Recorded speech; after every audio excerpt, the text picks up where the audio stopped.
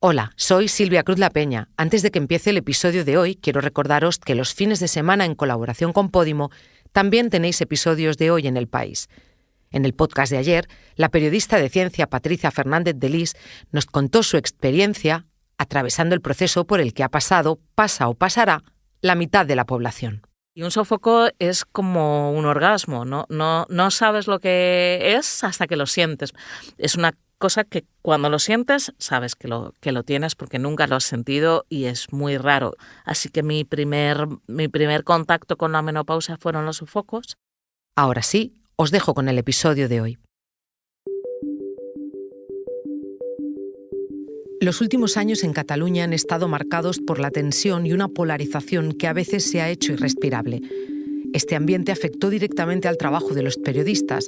Algunos vieron cómo los convertían de repente en apestados o pretendían obligarlos a decantarse por un lado del conflicto. Afortunadamente, desde hace un tiempo parece que las aguas se han ido calmando y todo vuelve a su cauce. Tanto es así que con la próxima aprobación de la amnistía a los condenados por el procés, muchos se preguntan si este será el último capítulo de un serial que fracturó a la sociedad catalana. Soy Silvia Cruz La Peña. Hoy en el País, auge y declive del procés visto por los periodistas que lo han cubierto.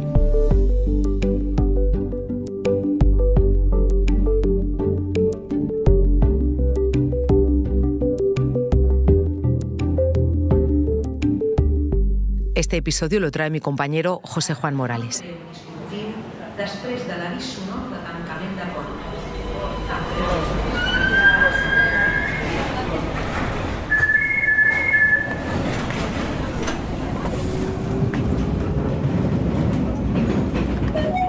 Pròxima estació, Catalunya. enllaç amb línia 1, línia 6.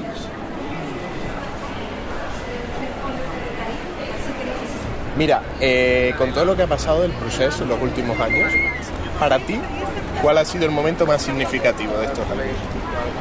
A ver, para mí el que viví más intenso, ¿no? Que también el 1 de octubre, porque lo viví de cerca y porque estuve en el colegio. Yo creo que también la semana trágica le llamamos nosotros, que fue esos 5 o 6 días que hubieron como todas las manifestaciones como que llegaron a ser violentas aquí en Barcelona. O sea, pegaron a muchos de mis amigos, de mis primos. Fue impactante, la verdad. También es en el momento que también Puigdemont, ¿no? Tuvo el paso hacia adelante de sacar un poco la cara, pero bueno, se achantó un poco, pero dio un paso adelante que nadie había hecho de momento. Bueno, no sabría decirte un día en concreto, O sea, porque estoy como muy fuera de esto, pero es más, a mí me impresiona mucho eso, el ver manifestaciones, la violencia que se ha generado al final por esto.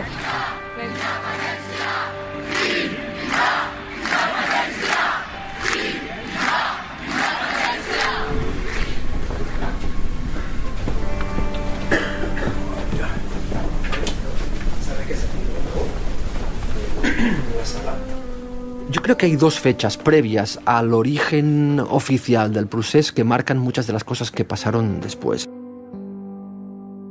Soy Miquel Nogué, director de la edición de Catalunya del País y durante muchos años redactor de la sección de política en Catalunya. Reclamem un nou sistema de finançament per Catalunya. La primera es en diciembre de 2007, el 1 de diciembre. Hay una gran manifestación en Barcelona coincidiendo con una crisis de las infraestructuras. Gestionar adequadament les infraestructures. En aquel momento se estaban ejecutando las obras del AVE, los accesos a Barcelona en AVE, y hubo muchísimos problemas en la ejecución de esas obras, muchísimos retrasos en la red de cercanías, y ahí de alguna forma el nacionalismo, y no solo el nacionalismo, intentan demostrar que Cataluña vive maltratada desde el punto de vista de las infraestructuras. Y se organiza una gran manifestación, que es la primera manifestación multitudinaria vinculada a algo parecido al derecho a decidir sobre nuestras infraestructuras. Aquello fue un germen muy importante para lo que vendría después. Ahí empezó realmente un proceso de victimización de la sociedad catalana, de un maltrato en las inversiones sobre las infraestructuras, que ahí fue muy importante. De que Catalunya sigui respectada y de que, por tant, es respecte la nuestra dignidad. Hay otro episodio que no se puede desdeñar, en septiembre de 2009, cuando Arenys de Munt, una pequeña población a unos 25 kilómetros al norte de Barcelona, organiza una consulta popular en el pueblo sobre la independencia, organizado, amparado y promovido por el ayuntamiento. Proclamem Arenys de Munt primer municipi que ha votat lliurement i democràticament la independència de Catalunya. Ahí, de alguna forma, se siembra la semilla de vamos a poner urnas para decidir sobre la independencia. Catalunya ha d'encarar la seva pròpia transició nacional. Parlo de transició, no de revolució. Artur Mas es quien de alguna forma encuña el término procés. Fue en su debate de investidura, lo situaría en 2010, cuando él hace su presentación en el Parlamento de Cataluña y explica que ha empezado un proceso de transición nacional de Cataluña. Y a partir de ahí se va adoptando esta expresión, que es muy larga, y se acaba dejando en procés a secas. Tendríamos que definir cuándo consideramos que empieza el proceso.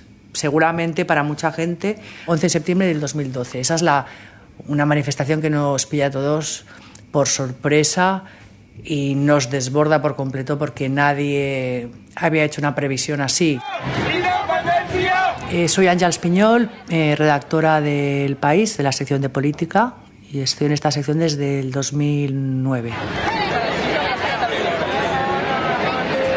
El periódico, la sede del diario estaba entonces en un lado del Paseo de Gracia, y para cruzarla, yo me acuerdo que yo tenía que ir a la redacción, o sea, es que no te podías mover, era como un enorme río que estaba todo parado, y yo simulé que estaba enferma para que me dejaran pasar y me hicieran un pasillo, y así crucé. Eso da idea un poco de la pasada de gente que había concentrada, ¿no? Y la reunión creo que fue 10 días después, que fue cuando Artur Mas va a la Moncloa y le propone a Mariano Rajoy el pacto fiscal. Y le dice que no, como ya era de prever, también, y entonces él da una rueda de prensa en la sede de la Generalitat en Madrid y dice que esto había ido mal. Esto no ha ido bien. A mí me hubiera gustado poder decir que había margen, pero la realidad es que no la hay. Y vuelve a Cataluña en olor a multitudes, lo esperaban incluso muchos funcionarios en la plaza de Sant Jaume, como recibiendo a un héroe que volvía de una batalla, y ahí de alguna forma se empieza a encumbrar la figura de Artur Mas como una especie de mesías para la nación catalana.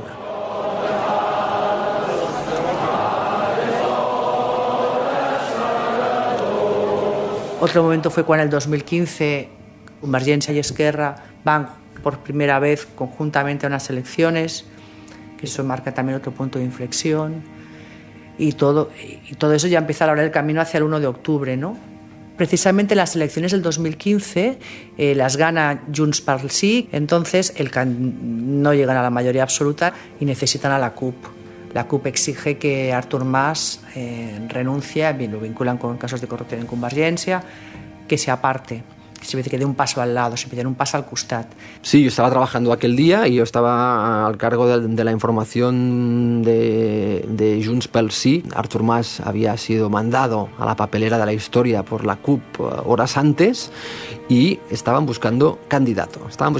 Surgieron muchísimos nombres y recuerdo que fue, creo, un sábado por la mañana que alguien nos habla de un tal Puigdemont.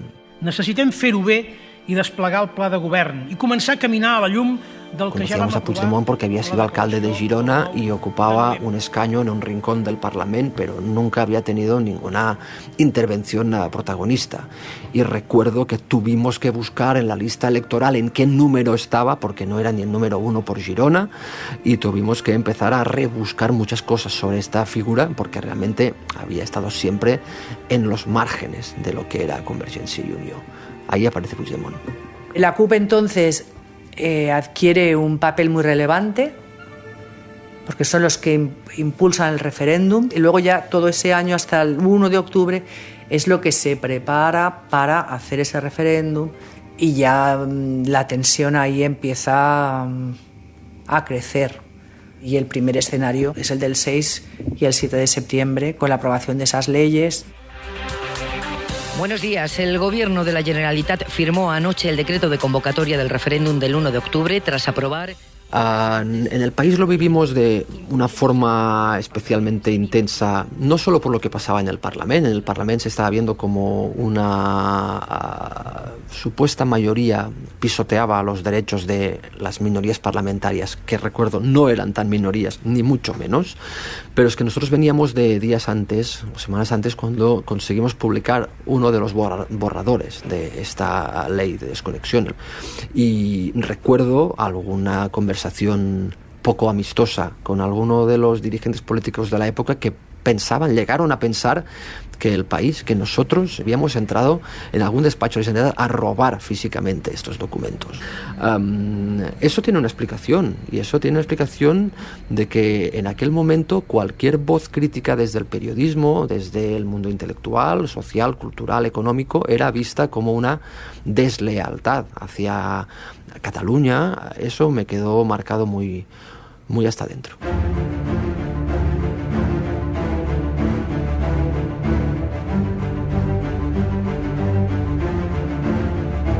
Las semanas previas del 1 de octubre, hombre, mucha tensión, recuerdo mucha tensión, eso sí.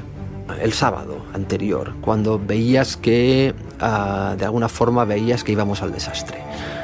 Veías gente muy ilusionada, por ejemplo, ocupando los colegios electorales. Temíamos por la integridad física de mucha gente que, sin estar excesivamente politizada, participaban de aquello como si fuera una fiesta.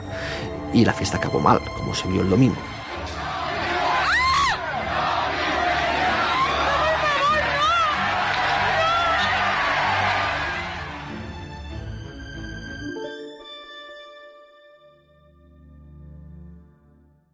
Un momento, ahora volvemos, pero antes te contamos una cosa. El 1 de octubre ofrece ahora mismo la imagen de un fracaso enorme, un doble fracaso. Bueno, mi nombre es Camilo S. Vaquero, soy redactor del diario El País en Barcelona y el 1 de octubre de 2017 fue mi primer día en política en este diario. Ese día mi principal labor era estar en el centro de datos. También me acuerdo que fue una primera rueda de prensa de valoración de los resultados, donde también hubo un momento muy tenso con los delegados internacionales que habían venido a supuestamente supervisar que el proceso hubiera sido transparente, y cómo cuando les cuestionamos respecto a quién les había pagado y por qué eran ellos los interventores internacionales de esas elecciones, también fue un momento muy tenso, digamos, ¿no? O sea, poder como vivir eso en esa primera línea. Soy Ana Pantaleoni, soy redactora jefa del País en Barcelona y llevo un montón de años trabajando en esta redacción. Para mí ese día me di cuenta que todo había cambiado y me di cuenta cuando vi las primeras imágenes de las cargas policiales, y me di cuenta que Cataluña se había dividido cuando alguien me habló sobre la violencia legal del Estado, algo que no había oído hasta entonces.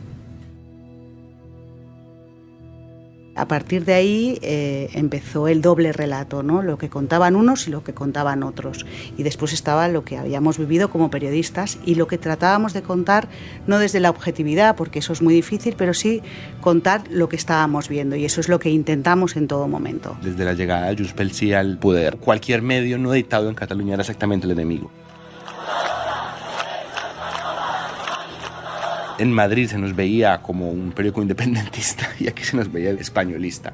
Eso te derivó a una situación en la que prácticamente eras un apestado, y después sí hubo, digamos, por parte de la oficialidad, sí hubo una decisión de apartarte del círculo al cual puede tener esa información. Empezamos en una vorágine de trabajo infinito, que solo recuerdo comparable al de la pandemia, con muchísimo estrés, con muchísima exigencia, con mucha dificultad para acceder a las fuentes, para que la gente nos contara, para hablar. Es decir, como que se dividió en dos y tenías que estar en un bando, y normalmente los periodistas que se preservan y se quedan, ¿no?, como en medio, pues no podíamos estar en medio. Y ahí sí que se sucedieron pues los problemas, incluso entre amigos, etc. Yo tengo 3 hijos, pues recuerdo ir con la mayor al médico, el médico llevaba un lazo amarillo puesto, entonces hizo algún comentario, me preguntó dónde trabajaba y le dije que en El País, y entonces me dijo que mal, ¿no?, qué horror delante de mi hija. que qué vergüenza, ¿no? Bueno, pues eso fue una de las cosas que sí que me afectó, me impactó, respondí como pude y luego le conté a ella. También recuerdo que el mediano me decía, pero ¿por qué no te vas a trabajar a Lara? Mucho mejor. O sea, bueno, pues ahí trabajamos un poco ese tema, pero vamos, nada grave, la verdad, nada grave.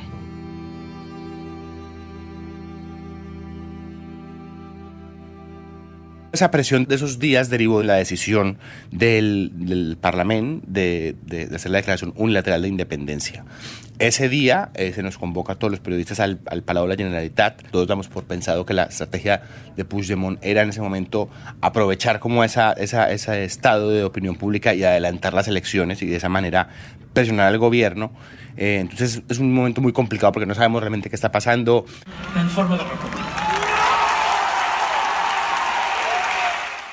Bueno, quedó la incertidumbre de ese fin de semana que iba a ocurrir, que es cuando medio gobierno se marcha, se va a Bélgica. Otra parte decide volver a responder a la justicia en España, y entonces esa detención, ese día en que ellos van a ir allá todos a declarar, y se quedan en la Audiencia Nacional y definitivamente ya se quedan por un largo tiempo en cautiverio. Evidentemente fue también como muy fuerte el video desde aquí y derivó en un montón de manifestaciones, como lo que llenaría la agenda desde ese momento hasta las elecciones de 2017, que recordemos que serán el 21 de diciembre. Y ahí, digamos que el primer momento complicado, finales de enero, el debate, la conformación de las Cortes y el debate donde supuestamente esa mayoría independentista propone a Puigdemont como candidato y él no llega, ¿no? Entonces siempre hay como esa duda sobre si va a volver, si no va a volver, si qué va a pasar. Me recuerdo mucho como esa histeria respecto a que cualquier cosa que passava automàticamente era blanco o negro. La república és un objectiu, volem una república que faci els ciutadans més lliures. Marta Rovira es una dirigente de Esquerra, yo la conocía porque además más o menos tenemos la misma edad, era una cara visible del procés, estaba acusada por el tema del referéndum. Recuerdo que el 22 de marzo de 2018 se intenta la investidura de Turull y ella estaba en esa votación. Al día siguiente tenía que ir a Madrid, 23 de marzo, al Supremo para declarar, acusada por el tema del referéndum del 1 de octubre. Y recuerdo llegar a la redacción y que de repente surgió la noticia, nos llegaron por fuentes de Esquerra que no iba a declarar y que se había ido a Suiza. No sé por qué, me pilló en horas bajas, me impactó mogollón, no sabíamos por qué se iba, luego supimos que había dejado una carta. La carta yo os quería leer, solo un párrafo para explicar un poco lo que significa, ¿no? O sea, por un lado la parte política, pero que este ha sido un proceso con mucha parte personal. Marta Rovira escribió: no puedo ocultar la profunda tristeza que siento al alejarme de tanta gente que quiero y que quiero mucho, de tantas luchas compartidas durante años con personas a las que les mueve un único objetivo: cambiar la sociedad donde viven, hacerla más justa, personas dignas. Para mí lo más impactante no es la parte política, sino como el hecho de que ella era madre, que tenía una hija de edad parecida, y a mí me parecía increíble que alguien cogiera un coche, una niña, y se fuera a vivir a Suiza por toda esta situación. Y esto era marzo de 2018, estamos a mayo de 2024 y ella sigue en Suiza. No sé, creo que es de las cosas bastante surrealistas que han pasado en estos últimos 10 años. Y la llegada de la sentencia del Tribunal Supremo y cómo esa sentencia fue resuelta en la calle, ¿no?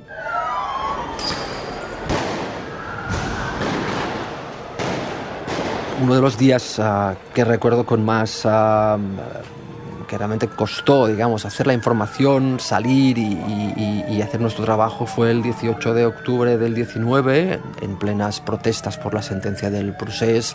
Y aquella noche fue especialmente lamentable, entre otras cosas, porque detuvieron a Albert García, uno de nuestros fotoperiodistas, mientras estaba haciendo su trabajo sin ningún tipo de sospecha de que pudiese estar colaborando en los disturbios, como la policía intentó demostrar. Y como yo estaba de responsable en la redacción, pues tuve que llamar a su padre y explicar lo que había pasado, y recuerdo sentir mucha impotencia, mucha injusticia, recuerdo desesperarme, recuerdo gritar y luego pues volver a trabajar y seguir contando lo que estaba pasando en la calle. La redacción del País en Barcelona está en una tercera planta, pues las piedras y los objetos contundentes de todo tipo sobrevolaban por nuestra ventana hasta el punto que pedía a los redactores que se apartasen de las ventanas porque había un peligro realmente importante de que algún objeto impactara contra los cristales.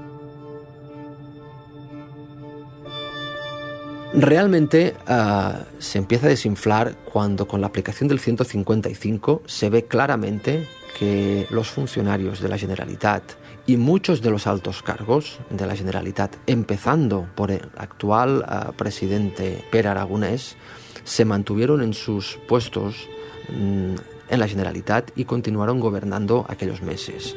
Ahí no hubo ninguna heroicidad, ahí no hubo ningún acto de insumisión con el poder establecido en aquel momento. Hubo colaboración, me atrevería a decir que casi total y absoluta. ¿Por qué? Porque de alguna forma los funcionarios tienden a obedecer a la persona que está al cargo. Les va el trabajo, les va su futuro profesional. Por lo tanto, aquello fue una demostración clarísima de que realmente se empezaba una etapa de normalización. Por supuesto, hasta que no llegaron los indultos, esto no tomó una senda clara de normalización. Pero durante el 155 ya se vieron muestras claras de que no había tanto alarde de heroicidad como nos habían planteado inicialmente.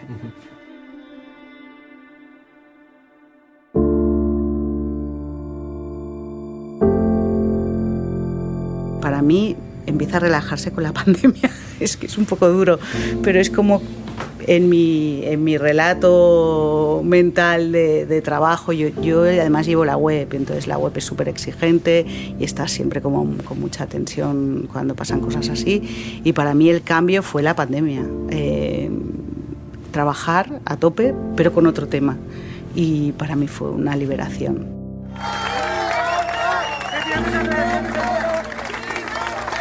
Para mí fue realmente emocionante el día de los indultos, porque pese a que tú los veías salir y los veías salir, digamos, como con las banderas y digamos como con estos lemas de volverlo a hacer y de todas estas cosas, yo creo que ese día sí hubo como una sensación de que sí podía haber una salida, es decir, y que esa salida era política. A partir de ahí yo creo que ya empieza una... No sé si nueva etapa, subetapa, ¿sabes? Es otro momento, es un momento de inflexión importante y luego pues que eso continuará con la amnistía.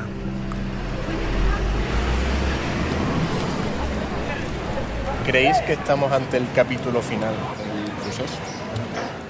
A ver, yo quiero pensar que no es el capítulo final, pero sí que es verdad que está más diluido que antes. Sí, yo creo que es algo que va a pasar, que se va a diluir en el tiempo, pero aún está allí, mucha gente lo siente y creo que también es un patrimonio que nos dan nuestras familias, o sea, yo me siento así porque mi familia me lo ha dado.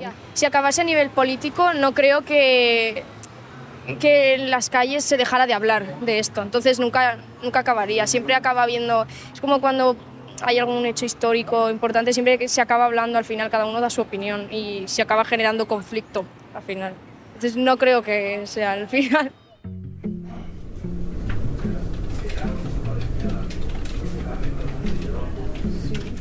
No es el último capítulo. Quedan cosas por normalizar. Queda que la sociedad catalana recupere la confianza de que se pueden conseguir cosas importantes, pero que para conseguirlas no se puede caer en la senda del populismo, que es lo que fue, en mi opinión, el procés, una oleada populista como tantas recorrieron Europa. En Cataluña tomó esta forma, como podría haber tomado otra.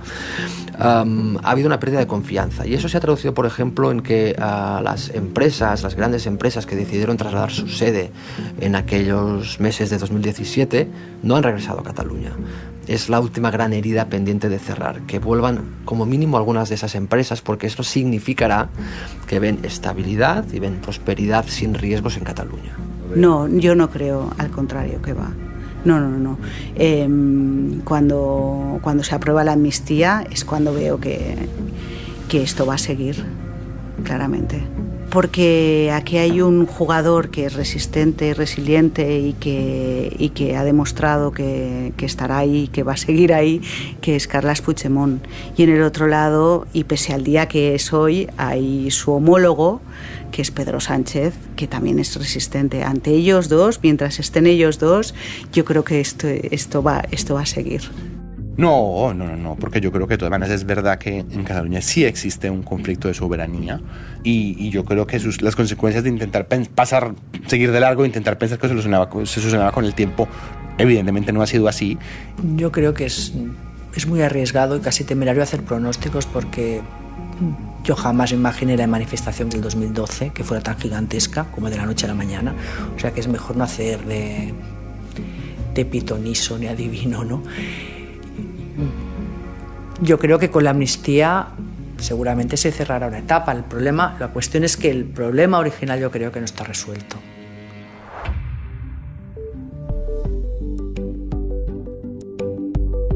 Este episodio lo ha realizado José Juan Morales. El diseño de sonido es de Nacho Taboada, la edición de Ana Rivera. Yo soy Silvia Cruz La Peña y he dirigido este episodio de Hoy en el País. Mañana volvemos con más historias. Gracias por escuchar.